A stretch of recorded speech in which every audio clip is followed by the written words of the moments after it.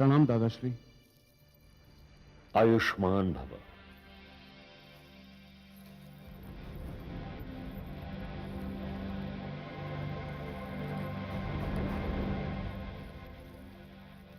मुनि आस्तिक, आप महर्षि व्यास के उत्तराधिकारी हैं। राजकुमार जन्मेजय को युवराज का मुकुट आपने ही पहनाया था। मेरी आपसे विनती है कि यह शुभ कार्य भी आप अपने हाथों से संपन्न करें।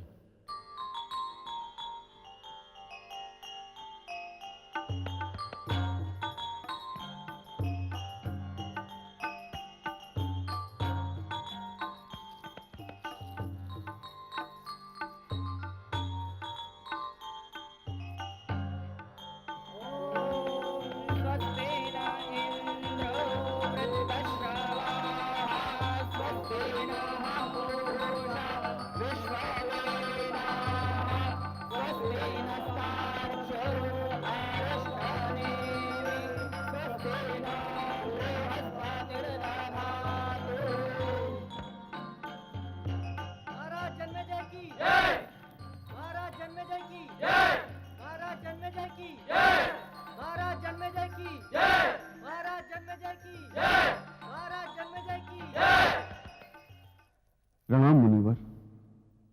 आयुष्मान भव, कीर्तिमान भव। आज आप हस्तिनापुर साम्राज्य के महाराज बन गए। यह मुकुट एक उत्तरदायित्व है, एक कर्तव्य है आपके सिर पर। आज इस अवसर पर मैं इतना ही कहना चाहूंगा कि जब किसी मनुष्य के हाथ में सत्ता आती है, तब उसे अपना मानसिक संतुलन बनाए रखना पड़ता है।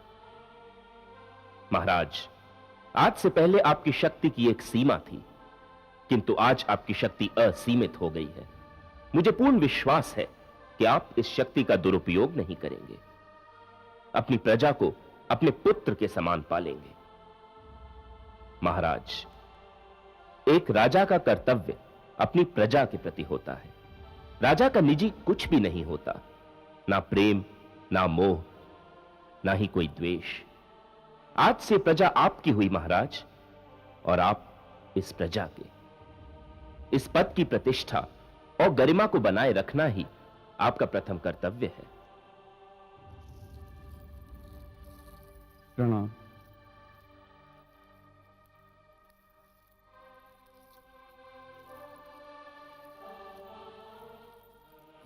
प्रणाम दादाश्री। आयुष्मान भव, यशस्वी भव। पौत्र, इसे मेरा अंतिम आशीर्वाद समझना। अब इसके पश्चात कदाचित मेरी कोई आवश्यकता नहीं है।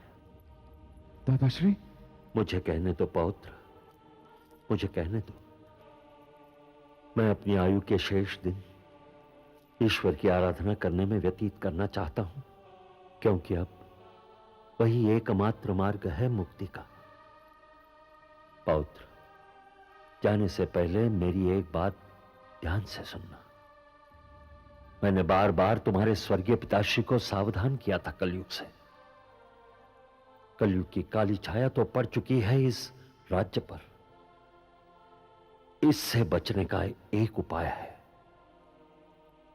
अपने पूर्वजों की नीति को अपनाना। और वो नीति है धर्म की, न्याय की, सत्य की। इस कीर्ति का बोझ अब तुम्हारे इन कंधों पर है। इसे संभालना तुम्हारा कर्तव्य है, तुम्हारा दायित्व है पौत्र, दायित्व। तुम्हारी माताश्री की भीगी आंखें प्रतीक्षा कर रही हैं। जाओ, उनका आशीर्वाद प्राप्त कर लो। पौत्र, पौत्र, पौत्र। दादाश्री, जाओ पौत्र, जाओ।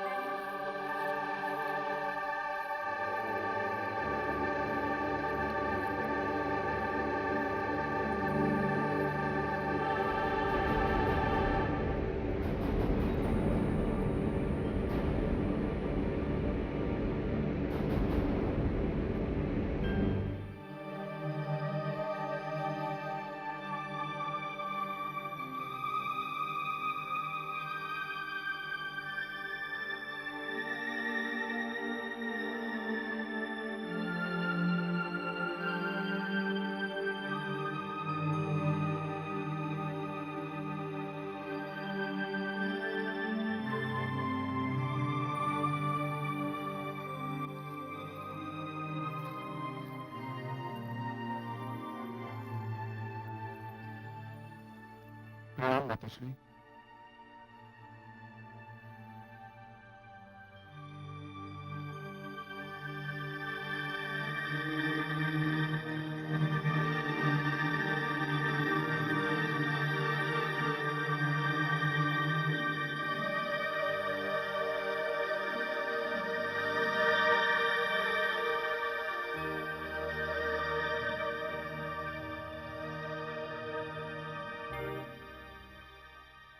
आओ पुत्र।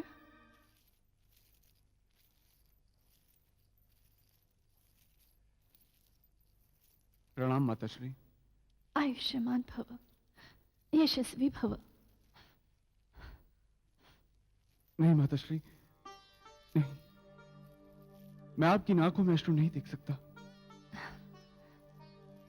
कदाचित यह अश्रु मेरे जीवन का एक अंग बन चुके हैं पुत्र, जो सदैव इन आंखों से बहते रहेंगे। अपने पुत्र को इस रूप में देखने की लालसा न केवल मेरे मन में थी, बल्कि इसी इच्छा को लेकर महाराज इस संसार से चले गए। माताश्री, अब तो आपके सम्मुख में अपने आप को अपराधी समझने लगा हूं। इस अनर्थ का कारण मैं ही हूं, और मेरा दुर्भाग्य ये कि मैं समय पर न पहुंच सका। एक पुत्र होकर अपने पिताश्री के प्राणों की रक्षा न कर सका। और ये बात सदैव एक बात बनकर चुपती रहेगी मेरे हृदय में। नहीं पुत्र, इसमें दोष तेरा नहीं है। ये तो भाग्य का लिखा हुआ था, जो पूरा हो गया। किंतु माताश्री, जिनके कारण तुम्हारी आंखों में अश्रु हैं, मैं उन्हें नहीं छोड़ूंगा। मैं उनका अस्तित्व इस धरती से मिटा दूंगा। नहीं पुत्र, इस प्रतिशोध की भावना को अपने मन से निकाल दो। प्रतिशोध जन्म देता है द्वेष को, क्रोध को, घृणा को, और फिर प्रतिशोध को। नहीं माताश्री, ये प्रतिशोध नहीं, न्याय है। मैं महाराज परीक्षित का पुत्र हूं, उत्तराधिकारी हूं उनका। मैं हस्तिनापुर का राजा हूं। जिन्होंने महाराज की हत्या की, हत्यारे हैं वो, अपराधी हैं वो, और अपराधियों को दंड देना मेरा कर्तव्य है। ये कर्तव्य एक पुत्र का भी है और एक राजा का भी।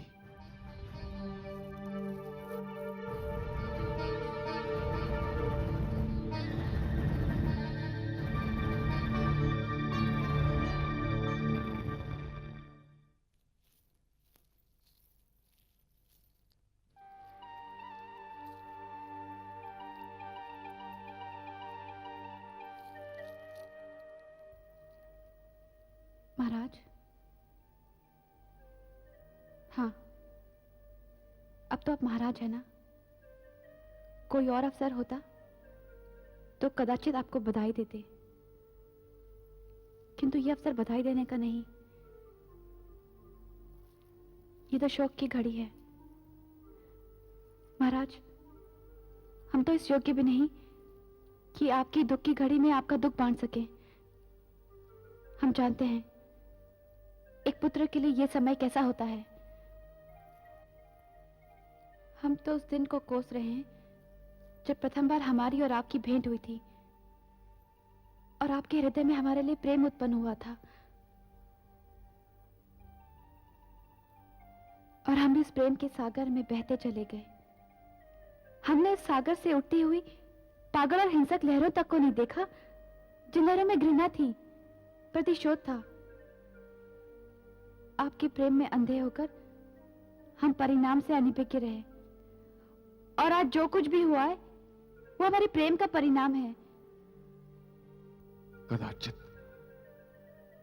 हम भी अपने प्रेम के परिणाम को भूल गए थे। हम ये भी भूल गए कि नागवंशी हमारे शत्रु हैं, और आज इस प्रेम ने हमारे पिताश्री के प्राणों को ले लिया। किंतु हम अपने पिताश्री के हत्यारे को कभी नहीं छोड़ेंगे, कभी क्षमा नहीं करेंगे। हम जब भी किसी नागवंशी को देखते हैं, अपने पिताश्री के हत्यारे की आकृति दिखाई देती है हमें उसमें। और आज तुम्हारी आकृति में भी हमें उसी हत्यारे की आकृति दिखाई दे रही है, क्योंकि तुम उसी हत्यारे की पुत्री हो। नहीं, आज के पश्चात हम इस आकृति को नहीं देख सकते, कदापि नहीं देख सकते।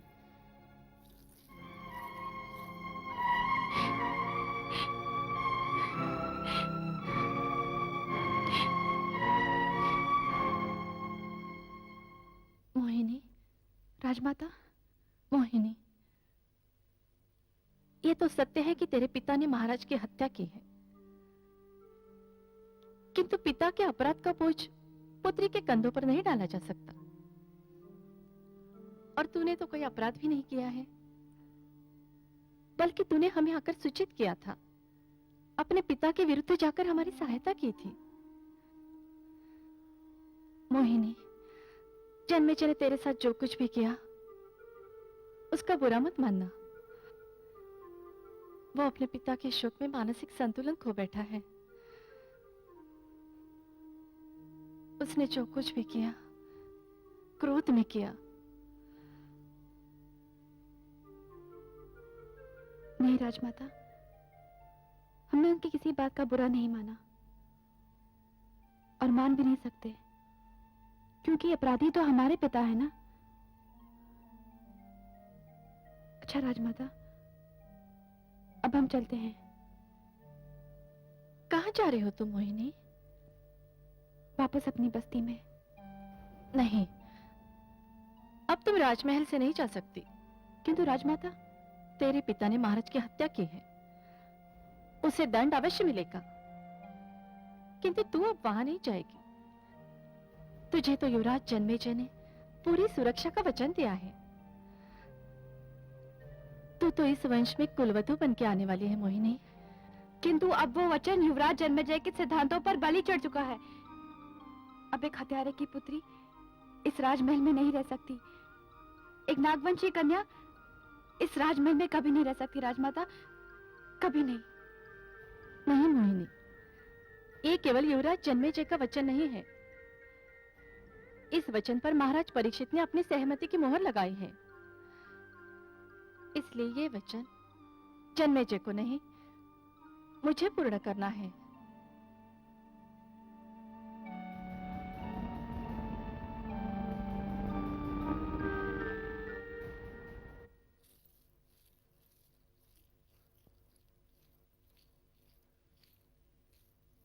प्रणाम महाराज।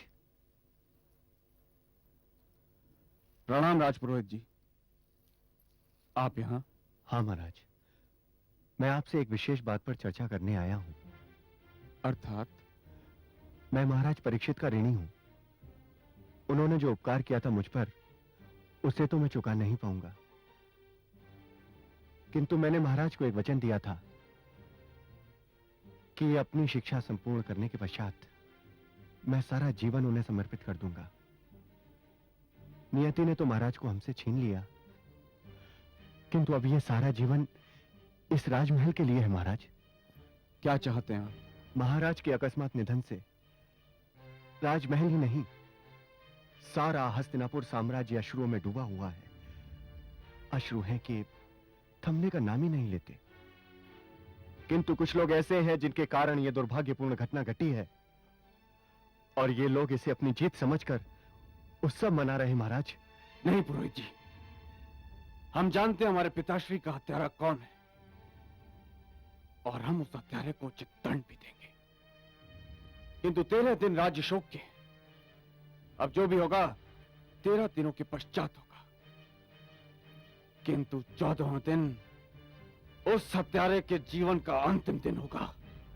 तो क्या 13 दिन तक महाराज की आत्मा इस राजमहल में भटकती रहेगी? वो प्रतीक्षा करेगी कि उनका पुत्र 13 दिन पश्चात अपने पिता के हत्यारों को दंड देगा? आप चाहते क्या हैं? मैं नहीं, महाराज परीक्षित की आत्मा आपको पुकार पुकार कर कह रही है कि उठ पुत्र और कर दे उनका सर्वनाश, जिन्होंने कठोरता से रक्त बहाया है मेरा। और अब ये आपका कर्तव्य है महाराज। तब तो हम आज ही तक्षक को उसके अपराध का दंड देंगे। केवल तक्षक को महाराज? हाँ पुरोहित जी, तक्षक ने ही हमारे पिताश्री की हत्या की है। नहीं महाराज, केवल तक्षक ही महाराज का हत्यारा नहीं है, ये सारे नागवंशी महाराज के हत्यारे हैं। ये क्या कह रहे हैं आप? सत्य कह रहा हूं महाराज। जब तक्षक ने सौगंध खाई थी महाराज का वध करने की, तब सभी नागवंशी वहां उपस्थित थे और वो सब चिल्ला चिल्ला कर कह रहे थे कि रक्त का बदला रक्त है। ऋषि शमी की हत्या तो एक बहाना थी महाराज। ये तो वर्षों पुराना द्वेष था, ये तो वर्षों पुरानी घृणा थी जो नागवंशियों के मन में आर्यों के विरुद्ध पल रही थी। महाराज के जाने के पश्चात तक्षक इस राजमहल में अकेला नहीं आया था महाराज। तो क्या तक्षक राजमहल में आया था?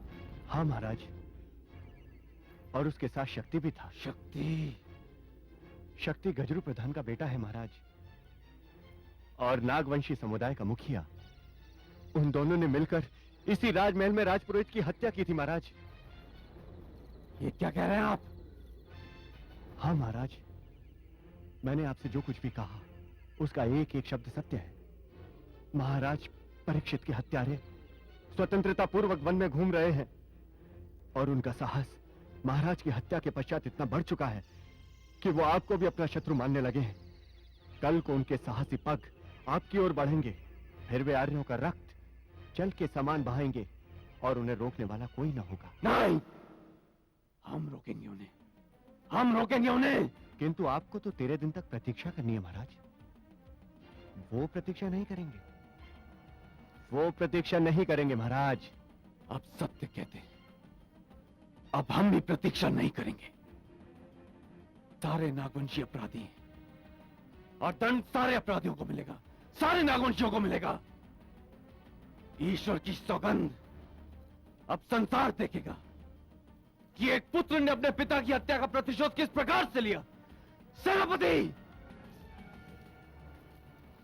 प्रणाम महाराज। अपनी सेना को लेकर वन क्षेत्र की ओर जाइए और हर उस स्थान पर जाइए जहां नागवंशी रहते हैं। नागवंशियों को देखते ही उन्हें वहीं समाप्त कर दीजिए।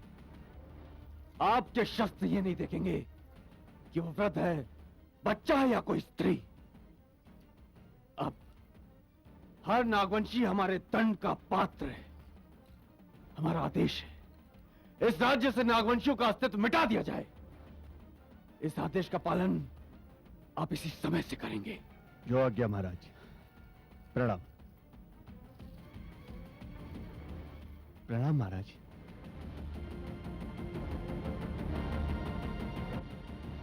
ठहरिए महाराज, ठहरिए।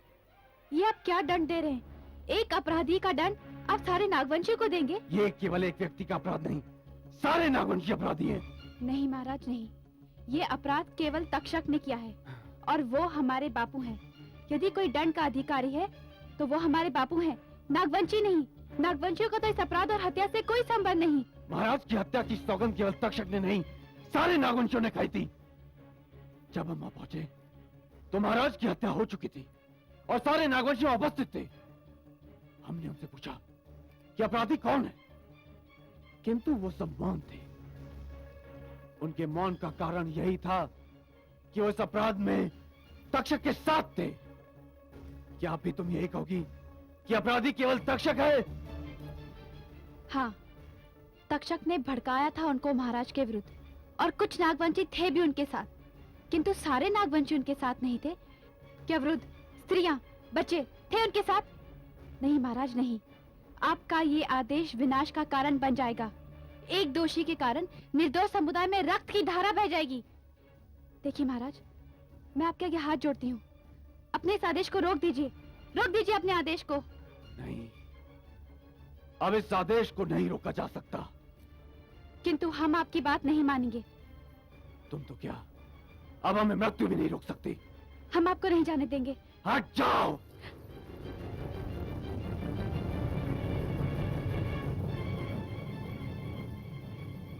पुत्र,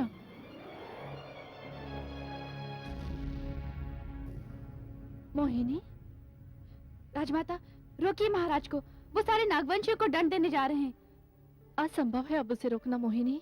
राजमाता, वो आपके पुत्र हैं, आपकी बात अवश्य मानेंगे, आप उन्हें रोक लीजिए। अब वो केवल पुत्र नहीं है मोहिनी, हस्तिनापुर साम्राज्य के महाराज हैं, राजा हैं। एक माता केवल अपने पुत्र को आज्ञा दे सकती है, राजा को नहीं। फिर हम रोकेंगे उन्हें। किंतु तेरे पहुंचने से पहले राज्य की सेना के साथ वह पहुंच गया होगा।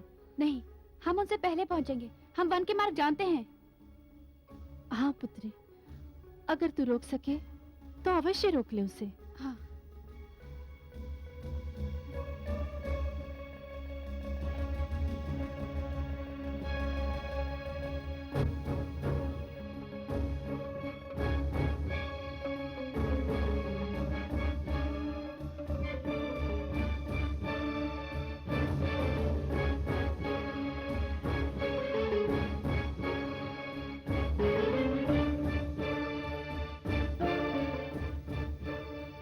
सैनिकों, आज तुम्हारे सामने एक राजा नहीं, एक पुत्र खड़ा है।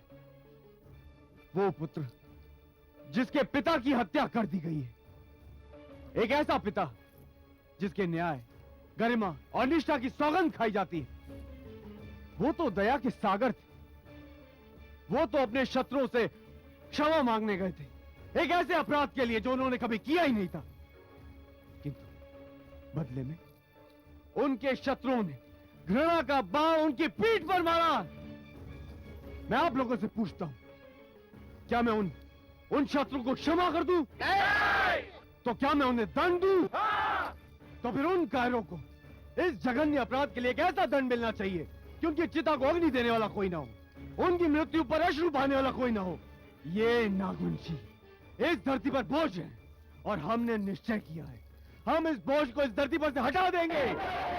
हम नागवंशियों का अस्तित्व इस धरती पर से मिटा देंगे।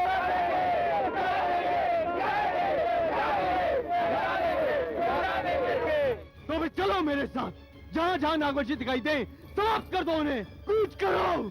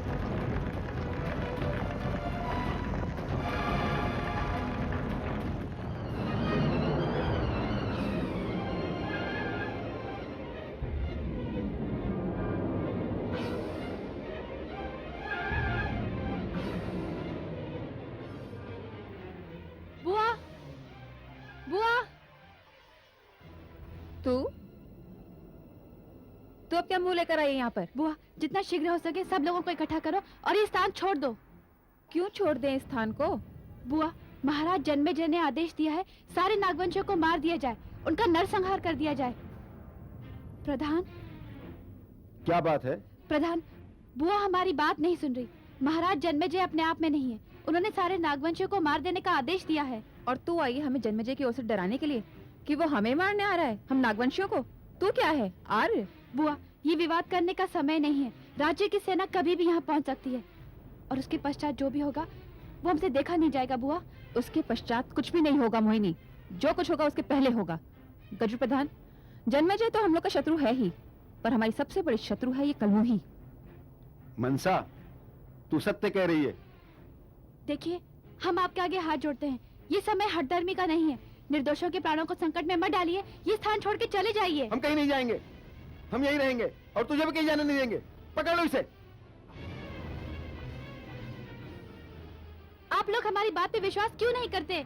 गजर प्रधान, ये नागवंशियों के नाम पर कलंक है, मिटा दो इस कलंक को। मनसा, तू सत्य कह रही है, ये नागवंशियों के नाम पर कलंक है, इसे मिटा ही देना चाहिए। बुआ, अभी समय है, हमारी बात मान लो। ये मेरे परिवार के सदस्य है प्रधान, इस कलंक को मैं ही मिटाऊंगी। नहीं बुआ, इधर लाओ। नहीं बुआ, नहीं, नहीं, प्रधान! नहीं। महाराज जन्मेजय के आदेश से नागवंशियों को चुन चुन कर मारा जा रहा है, बस्तियों में आग लगा दी है। अब राज्य की सेना इसी ओर आ रही है। अब कोई जीवित नहीं बच पाएगा प्रधान, कोई जीवित नहीं बच पाएगा। ऐसा लगता है ये मर गया है। हाँ देखो।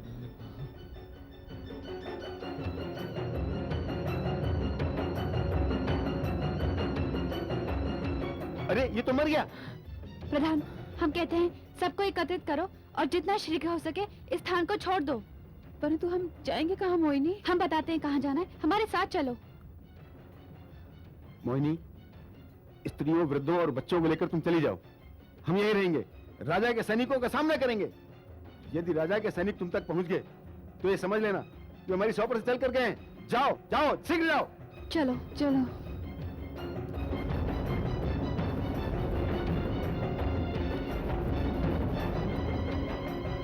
हम युद्ध करेंगे। हम युद्ध करेंगे।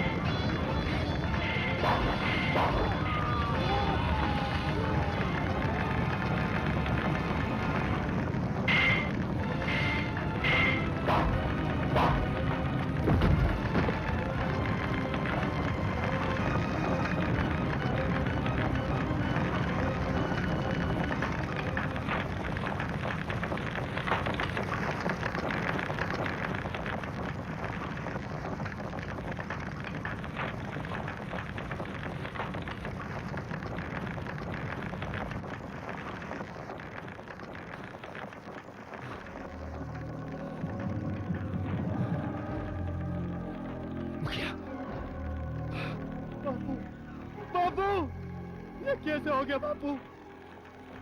ये कैसे हो गया बापू? कैसे हो गया बापू? देख ली तुमने इन नारियों की नीचता, कितनी कठोरता से हत्याएं की है इन्होंने। वृद्ध, बच्चे और स्त्रियों पर भी दया नहीं आई इन्हें। मैं आरंभ से ही कहता था आराम से ही कहता था मैं कि हिंसक पशु है या आर्य है। सारी बस्ती का विनाश कर दिया इन्होंने। हाँ तक्षक, यही नहीं, जहां जहां नागवंशी है वहां वहां हो रहा है ये विनाश। अब कोई नहीं रोक सकता इस विनाश को। रुक सकता है ये विनाश, रुक सकता है। कैसे कैसे रुक सकता है ये विनाश? हमें इसकी जड़ को समाप्त करना होगा। हमने एक बार सौगंध खाई थी परीक्षित का वध करने की, और आज हम सौगंध खाते हैं जन्मेजय का अस्तित्व समाप्त करने की। हम जन्मेजय को नहीं छोड़ेंगे। खाओ तुम लोग भी मेरे साथ ये सौगंध। हम सौगंध खाते हैं कि हम जन्मेजय को नहीं छोड़ेंगे।